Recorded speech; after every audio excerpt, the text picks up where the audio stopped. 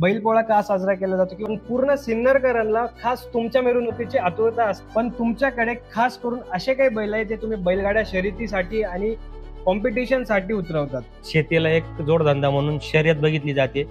सिन्नरकर आजचा दिवस म्हणजे बैलपोळा हा सण महाराष्ट्रासाठी आणि बळीराजासाठी दिवाळीपेक्षा कमी नाही.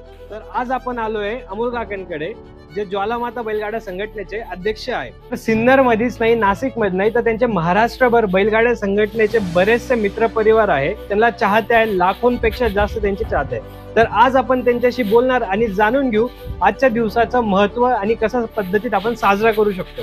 या आधुनिक काळात बरेचसे लोक मशिनरीज, ट्रॅक्टर आणि अशा इतर काही गोष्टींचा वापर करतात आणि गाय बैल ठेवत नाही, पण त्यांनी अजून पण असे गाय बैल घोडे भरपूर सांभाळलेले. तर हे का सांभाळले आपण त्यांच्याकडून जाणून घेऊ. तर चला.